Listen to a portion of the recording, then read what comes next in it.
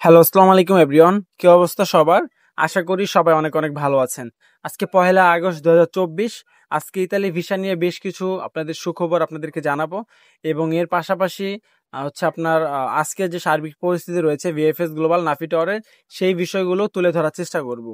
তো ফার্স্টে আপনাদেরকে আজকের যে আপডেটগুলো সেটা দিয়ে নিই। আজকে আমরা ইতিমধ্যে প্রায় ৩-৪টা আপডেট পেয়েছি, যার মধ্যে সকালের দিকে একটা তথ্য পেয়েছিলাম। সকাল ৭টার মধ্যে আমরা দেখেছি প্রায় ৫০ থেকে ৬০ জনের অধিক মানুষ তারা পাসপোর্ট জমা এবং ডেলিভারি নিতে এসেছে।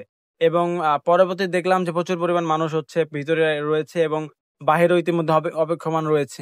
তো সর্বশেষ পাওয়া তথ্য অনুযায়ী আমরা ইতিমধ্যে দেখেছি প্রায় ১৫০ অধিক টোকেন নাম্বার নেওয়া হয়েছে। অর্থাৎ ১৫০ অধিক মানুষ পাসপোর্ট জমা করার জন্য আজকে এসেছে এবং টোকেন সংগ্রহ করেছে। তো ধীরে ধাপে ধাপে হয়তোবা আরো বাড়বে, কারণ মানুষ তো প্রায় ১২টা পর্যন্ত আসে। তো সেক্ষেত্রে আজকে হয়তোবা ২-২৫০ উপরে পাসপোর্ট জমা হবে। এবং ডেলিভারির কথা যদি বলি, ডেলিভারির কথা বলা যাবে না, কারণ এটা একজাস্ট আমরা জানি না। আর কি পরিমাণ হয় সেটা আমরা একদম সর্বশেষ আপনাদেরকে জানাতে পারবো। তবে ইতিমধ্যে ৩টা ভিসা হওয়ার তথ্য আমরা পেয়েছি, যার মধ্যে স্পন্সরে একটা ভিসা হয়েছে এবং ফ্যামিলি ক্যাটাগরি ২টা ভিসা হয়েছে। এবং ফ্যামিলি ক্যাটাগরিতে যে ২টা ভিসা হয়েছে সেই ২টাই হচ্ছে আপনার ২০২৪ সালে জমা করা ছিল, তা সেগুলোর ভিসা হয়েছে। আর জব ক্যাটাগরিতে স্পন্সর যে তথ্যটা পেয়েছি সেটা হচ্ছে আপনার ১২ দিন আগে সে পাসপোর্টটা জমা করেছে অ্যাপয়েন্টমেন্ট পেয়ে, এবং সে আজকে ভিসা পেয়েছে। এবং যে ভাই ভিসা পেয়েছে তার পাসপোর্টটা আপনার হচ্ছে নেপোলি শহর থেকে, এবং তিনি হচ্ছে ২০২৫ সালে নতুন আবেদন করেছে এবং সেই নুলস্তা পেয়ে অ্যাপয়েন্টমেন্ট পেয়ে ভিসাও পেয়ে গেল। হ্যাঁ, হয়তো বা আগামী ১ মাসের ভিতরে ফ্লাইট করে টিকিট কেটে ইতালি চলে যাবে। আর ২০২২, ২৩, ২৪-এর যে ভুক্তভোগী ভাইয়েরা আছে তাদের সমস্যা এখনো সমাধান হচ্ছে না। তবে আশার বাণী হচ্ছে, আজকে কিন্তু সুখবর দিতে চেয়েছিলাম, সেটাই হচ্ছে বলবো এখন। তো সেটা হচ্ছে আপনারা জানেন যে বিগত ২ সপ্তাহে প্রচুর পরিমাণে ভিসা রিজেক্ট হয়েছে এবং প্রচুর পরিমাণে আমরা দেখেছি মালিকের কাছে রিজেক্টের মেসেজ পাঠানো হয়েছে নলস্তায়, এবং আমরাও গত সপ্তাহে দেখেছি প্রচুর পরিমাণে কিন্তু হচ্ছে আপনার ভিসা রিজেক্ট করে দেওয়া হয়েছে। তো আমরা সেই ধারণা থেকে ভেবেছিলাম যে ২০২৩-২৪-এর যে নলস্তাগুলো রয়েছে সেগুলো হয়তো বেশিরভাগই ভিসা রিজেকশনই হয়ে যাবে। হয়তো অল্প কিছু ছাড়া বাকি সবই রিজেকশন হয়ে যাবে। কিন্তু এখন আমরা অর্থাৎ গতকালকে দেখলাম যে ভালোই কিন্তু ভিসা হয়েছে। গতকালকে কিন্তু রিজেকশনের পরিমাণ নাই বললেই চলে। যে পরিমাণ আবেদন হয়েছে সে তুলনায় রিজেকশন অনেক কম হয়েছে। আর হচ্ছে আপনার আহ এই গত সপ্তাহের শেষ দিক থেকে কিন্তু এ পর্যন্ত কিন্তু ইতালি মালিক পক্ষ থেকে কোনো হচ্ছে আপডেট পাইনি যে হচ্ছে রিজেক্টের মেসেজ তাদের কাছে গিয়েছে। অর্থাৎ ওই একটা সময় তখন তারা যেগুলো যাচাই বাছাই করেছে, যেগুলো রিজেক্ট হওয়ার যোগ্য সেগুলি তারা দ্রুত রিজেক্ট করে দিয়েছে। এখন বাকিগুলো তারা কার্যক্রম চলতেছে এবং ভিসা প্রদান করতেছে। আর কথা হচ্ছে, মেন কথা যেটা সেটা হচ্ছে, আপনার মালিক পক্ষ যদি ঠিক থাকে এখনো পর্যন্ত সে যদি আপনাকে নিতে চায় তাহলে আপনার ভিসা হবে। হ্যাঁ, আর যে সুই আপডেট নিয়ে একটা কথা বলেছিলাম সেখানে অনেকে অনেক রকমের মন্তব্য করেছেন। দেখেন, সুই আপডেটটা করা যাচ্ছে না, এটা হচ্ছে মূল কথা। করা গেলে তো আপনার জন্য ভালো। সব পেপরতরাই কিন্তু নুলস্তা ইস্যু করে না, ঠিক তেমনি সব পেপরতরা সুই আপডেটও করে না। তারা কিছু কিছু নুলস্তা মানে পেপরতরা আছে যারা করতে চায় বা করে দেয়। বাকিগুলো কিন্তু এই আলগা কাজটা নিতে চায় না।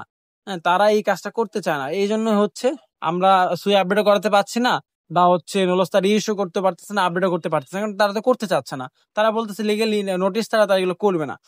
তো তারপরেও মালিক পক্ষ যদি আপনার জন্য, আপনি যেই দালাল বা যে মাধ্যম বা যে আপনার যার মাধ্যমে আপনি আবেদন করেছেন না কেন, সে যদি আপনাকে পাঠানোর জন্য উদ্গীপ থাকে, অর্থাৎ আপনার যদি সে যদি আপনাকে পাঠানোর জন্য তার যদি দায়িত্ব থাকে, তাহলে সে কাজ করবে এবং সে মালিক পক্ষের সাথে যোগাযোগ করতে পারবে। কারণ আপনি তো আর সরাসরি মালিকের সাথে যোগাযোগ করতে পারবেন না। যোগাযোগ করতে পারলেও তার সাথে কথা বলতে পারবেন না, কারণ সে বলবো ইতালিয়ান ভাষায়, আপনি বলবেন বাংলা ভাষায়। তো সেক্ষেত্রে কথা বলতে পারবেন না। তো সেই জন্য যে মাধ্যমে আপনি আবেদন করেছেন সেই মাধ্যম যদি আপনার হয়ে কাজ করে এবং মালিক পক্ষ যদি চায় যে না লোকটা আসুক বা আপনি লোকটাকে আনতে চাই, সেক্ষেত্রে আপনার ভিসা এখনো পর্যন্ত 100% হবে। কারণ মালিক পক্ষ যদি আনতে চায় সেক্ষেত্রে পেপুত্রা এখনো বাতিল করতে পারবে না। পেপুত্রা যদি নুলস্তা রিজেক্ট করে দেয়, তারপরও মালিক একটা উকিল ধরে পেপুত্রায় নতুন করে কাগজ সাবমিট করলে বা সেই নুলস্তাটা আপডেট করতে দিলেই সে আপনার বিষয়টা হয়ে যাবে।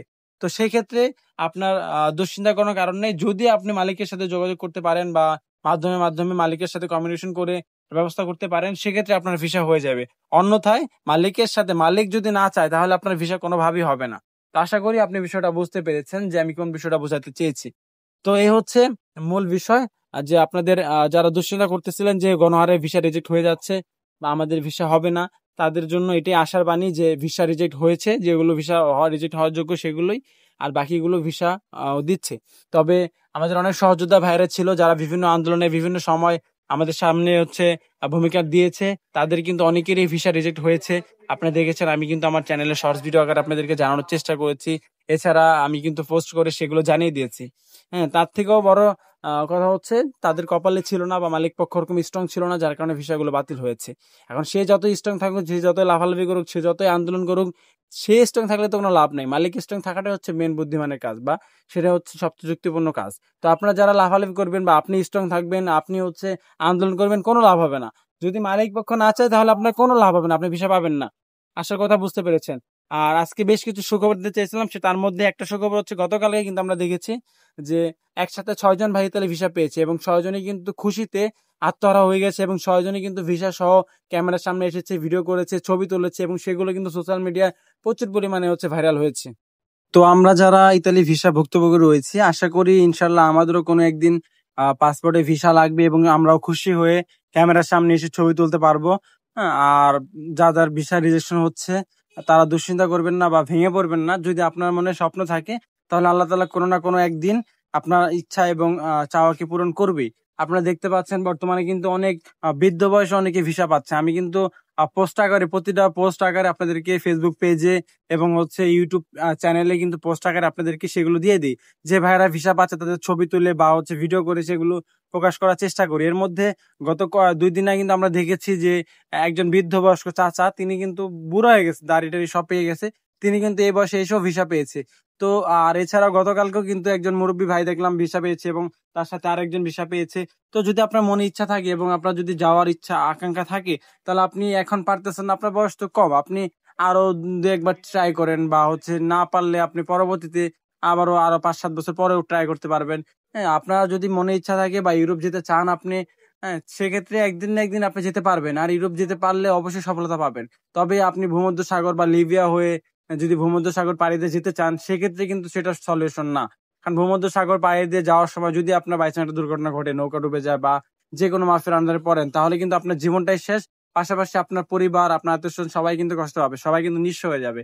তো সেই জন্য আপনারা যদি যেতে চান, আপনার মনে যদি স্বপ্ন থাকে, তাহলে আপনি অপেক্ষা করবেন, ধৈর্য ধরবেন আর চেষ্টা করবেন, বৈধভাবে চেষ্টা করবেন। একদিন না একদিন অবশ্যই হবে। তবে আপনারা দুর্নীতি বা হচ্ছে ভূমধ্য সাগরের মতো পথকে আপনারা বেছে নিবেন না। সেক্ষেত্রে আপনার সেটা আপনাদের জন্য ভালো সলিউশন হবে না। আপনার দেশে আছেন, যে জব করতেছেন সেখানে কন্টিনিউ জব করতে থাকেন, পাশাপাশি আবেদন করে রাখেন। যেহেতু এখন ইতালি ভিসার অবস্থা ভালো না, আপনারা জানেন বা আমি জানি, সবাই জানে। তো সেক্ষেত্রে আপনারা প্রতি বছর আবেদন করে রাখেন। আবেদন করতে তো আর খুব বেশি টাকা লাগে না, 30, 40, 50 হাজার টাকা হলে আপনারা আবেদন করতে পারতেছেন। তো সেক্ষেত্রে আবেদন করে রাখেন, যদি কপালে থাকে তাহলে 2-3 বছর 4 বছর আবেদন করলে একবার না একবার হবেই। সেক্ষেত্রে আপনারা যেতে পারবেনই। হ্যাঁ, তো আর যারা ভাবতেছেন যে আমি ইতালি ভিসা আবেদন করেছি, আমার ভিসা হয়ে যাবে, কাজ টাজ সবকিছু রেখে এখন বেকার বসে আছেন, তারা ভাই নিঃস্ব হয়ে যাবেন। এটা খুবই মানে সেন্সিটিভ বিষয়, কারণ বর্তমানে অবস্থা ভালো না। তো সেক্ষেত্রে আপনারা হচ্ছে যে যেখানে আছেন সেখানে কাজ করতে থাকবেন, পাশাপাশি অপশনাল হিসেবে আবেদন করবেন। যদি লাগে তো কপাল ভালো, না লাগলে আফসোস করার মতো কোনো কারণ নেই। এরকম ভাবে আপনারা আবেদন করবেন। তো আশা করি বিষয়টা আপনারা বুঝতে পেরেছেন এবং আজকের এই ভিডিওতে অনেকগুলো সুখবর দিয়েছি এবং এর পাশাপাশি অনেক সেন্সিটিভ বিষয় এবং সতর্কতামূলক কথাও আপনাদেরকে জানিয়েছি এবং আজকের যে ইতালি ভিসা পরিস্থিতি সেই বিষয়গুলো তুলে ধরার চেষ্টা করেছি। তাই সবাইকে অনুরোধ করবো ধৈর্য ধরে সম্পূর্ণ ভিডিও দেখার জন্য। আপনাদের সবাইকে ধন্যবাদ। আর যারা এই পর্যন্ত দেখেছেন তারা অবশ্যই ভিডিওতে লাইক করে দিবেন, চ্যানেল হলে চ্যানেলে সাবস্ক্রাইব করে দিবেন, ফেসবুক পেজ হলে অবশ্যই ফলো করে দিবেন, যাতে ইতালি ভিসা সংক্রান্ত এবং ইউরোপের ভিসা সংক্রান্ত যে কোনো বিষয় আমরা পাবলিশ করা মাত্রই আপনারা সেই বিষয়গুলো সম্পর্কে জানতে পারেন এবং দেখতে পারেন। ধন্যবাদ সবাইকে, দেখা হবে পরবর্তী কোনো ভিডিওতে। সে পর্যন্ত সবাই ভালো থাকবেন, সুস্থ থাকবেন। আল্লাহ হাফেজ।